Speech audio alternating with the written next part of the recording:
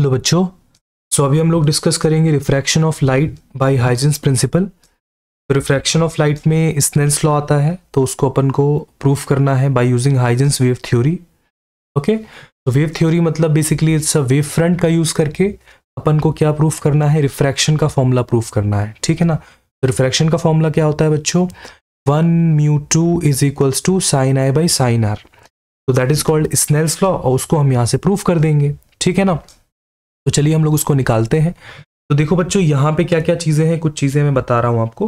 जैसे ये वाला जो पॉइंट होता है बच्चों, इसको ये पॉइंट है, यहाँ पे एक पॉइंट पे रिफ्रैक्शन हो रहा है, लेट्स से दिस इज ए, और दूसरा रिफ्रैक्शन कहाँ पे हो रहा है बच्चों, पॉइंट बी पे हो रहा है। ठीक है, ध्यान रखें आप। ये आपका मीडियम 1 है, medium 1 and this is medium 2।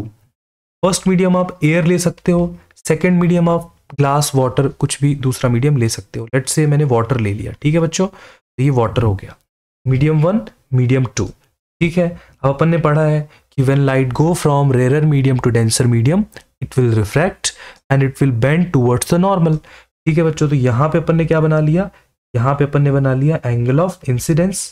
ठीक है, इधर भी मैंने क्या बना लिया, एंगल ऑफ इंसिडेंस। ठीक है, ध्यान रखिए दोनों लाइट रेस पैरेलल हैं because they are coming from infinite source. जो सोर्स है वो कहाँ पे है, इन्फिनिटी पे रखा हुआ है, तो वहां से जो भी लाइट रेज आती है वो पैरेलल आती है। ठीक है बच्चों, देखो ये वाला जो वेव फ्रंट है बच्चों, यहाँ पे जो ब्लू कलर से बना हुआ है, that is wave front of incident raise. इसको मैं वेव फ्रंट 1 बोलूंगा, वेव फ्रंट 1। अब वेव फ्रंट 2 क्या है बच्चों, तो वेव फ्रंट 2, ध्यान रखिए आप, wave front is always perpendicular to the light rays. ठीक है, तो लाइट रेस से 90 डिग्री के एंगल पे वेव फ्रंट बनता है। तो wave front 2 is this one, green colour से बना हुआ है बच्चों, एंड इसको बोलेंगे अपन wave front of refracted rays. Very important, wave front of refracted rays, इसको आप नोट कर लेना। ठीक है, तो अपन ने एंगल ऑफ इंसिडेंस बना दिया क्योंकि दोनों रेस पैरेलल हैं, तो एंगल ऑफ इंसिडेंस हो गया। और उसी में बच्चों क्या होगा, एंगल ऑफ रिफ्रैक्शन भी बनेगा 100%, this is angle of refraction. और यहाँ पे बच्चों क्या बनेगा, angle of refraction, because both the light rays are parallel, तो दोनों का फिगर सेम बनेगा। अब इसमें एक अपन ने थ्योरी, आपको एक कॉन्सेप्ट है वो आपको याद रखना है। लाइट रे को एक वेव फ्रंट से दूसरे वेव फ्रंट तक जाने में हमेशा इक्वल टाइम लगता है। ठीक है, इस चीज को आप ध्यान रखो। This is Huygens wave theory, this is called Huygens wave theory, कि लाइट को एक वेव फ्रंट से दूसरे वेव फ्रंट तक जाने में हमेशा इक्वल टाइम लगता है। इसको आप अच्छे से नोट कर लो कि light takes equal time to travel from one wave front to another wave front.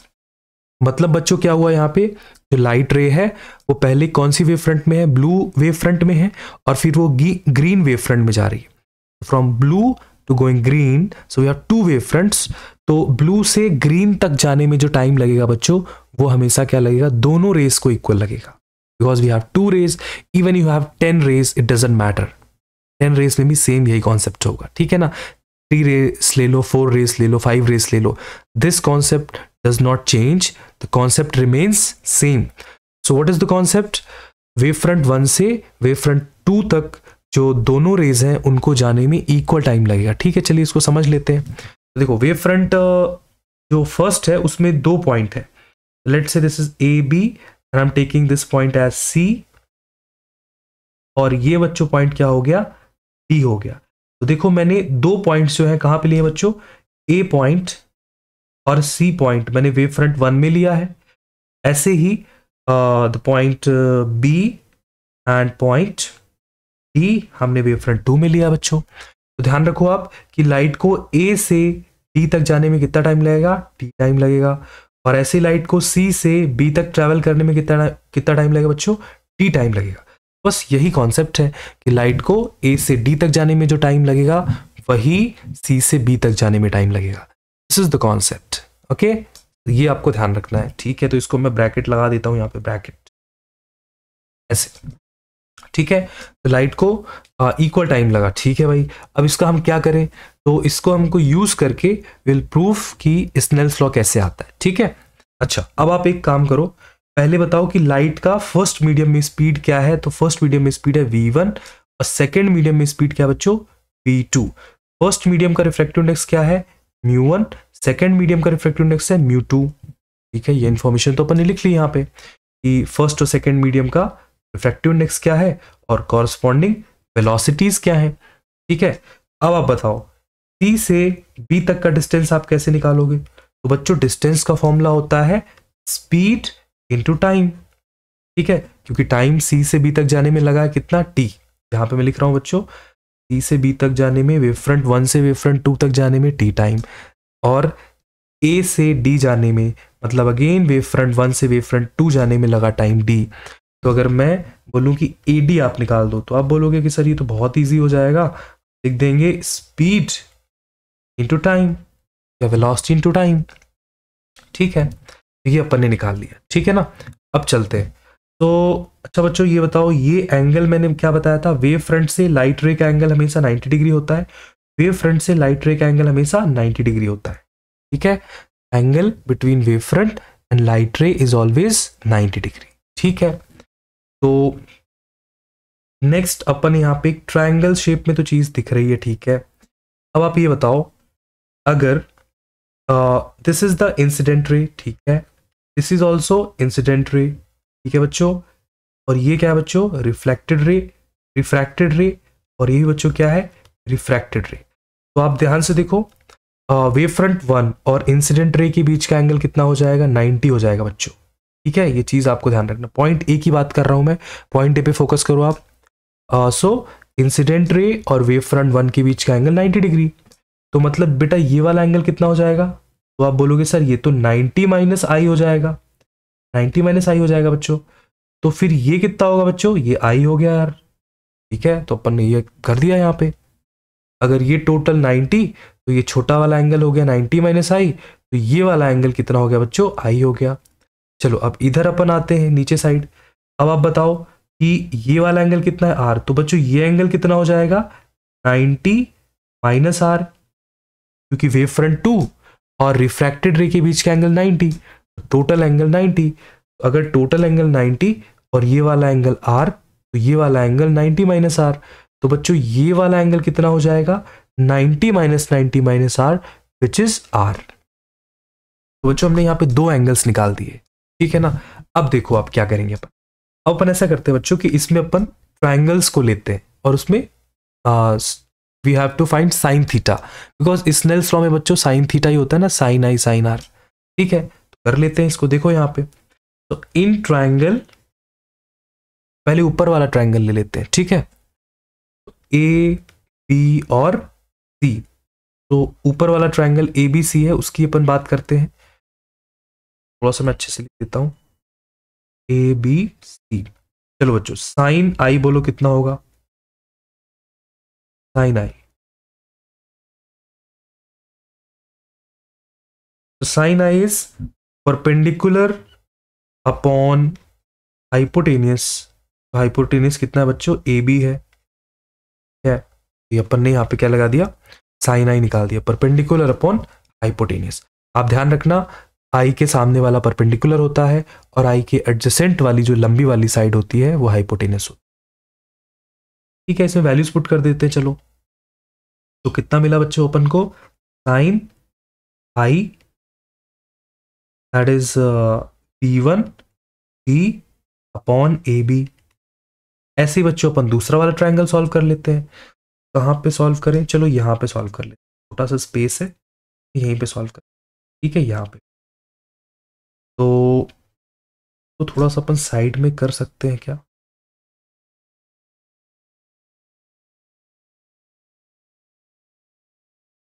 में नहीं हो। ठीक है, तो मैं यहीं पे एक स्पेस, यहाँ पे स्पेस एयर को हटा देते हैं,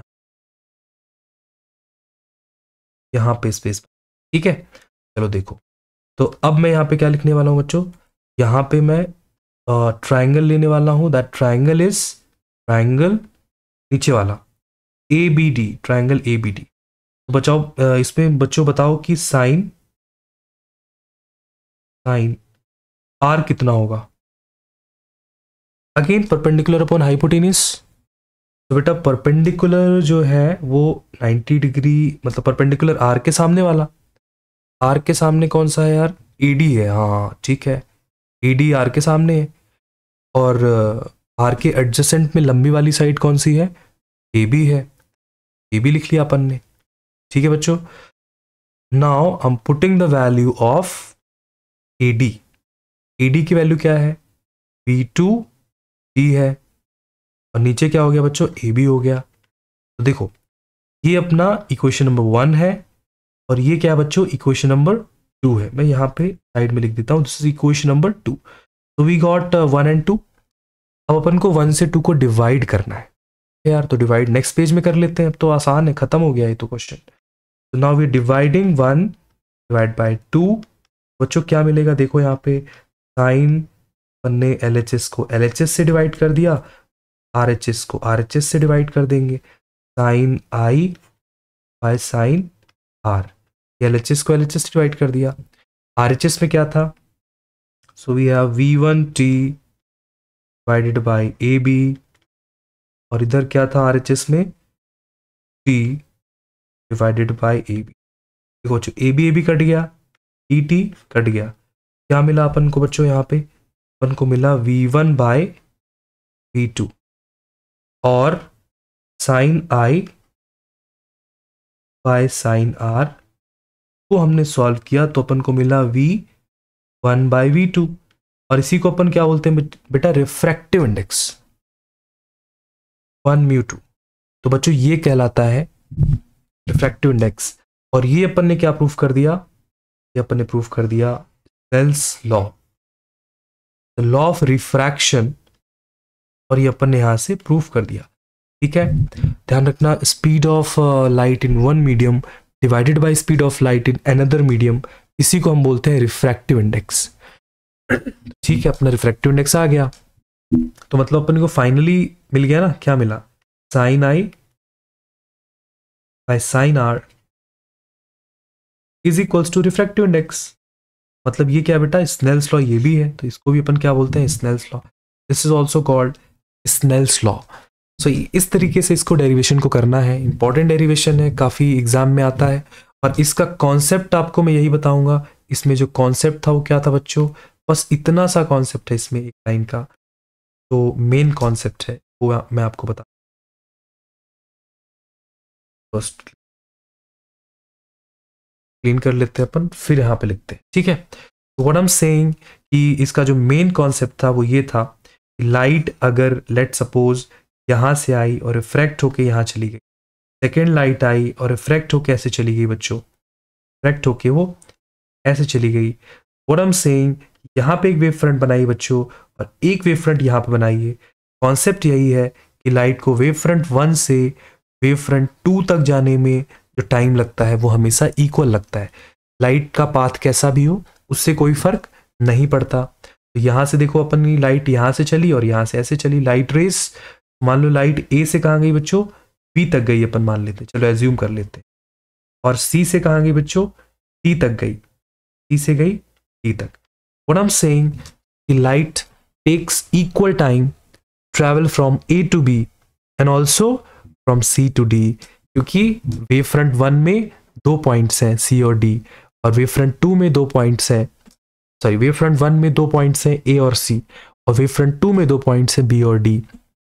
and light always take equal time to travel from one wave front to another wave front, means A से बी तक जाने में लगा समय और सी से डी तक जाने में लगा समय, बोथ आर इक्वल। तो ये कॉन्सेप्ट पे अपन ने पूरा क्वेश्चन सॉल्व कर दिया, दैट्स ऑल।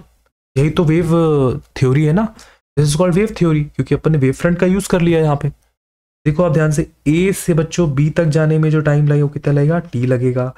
सेम मैनर सी से डी तक जाने में जो टाइम लगेगा वो बच्चों क्या होगा, सेम होगा। तो wave front 1 to wave front 2 you have to travel, whenever you travel you have always take equal time, and आप इसमें कितनी भी रेस ले सकते हैं, like 3 4 5 race, it actually doesn't matter. Okay, so these things you have to remember, and this is very important derivation, it often come in the examination, तो इसको आप अच्छे से ध्यान रखें। ठीक है बच्चों।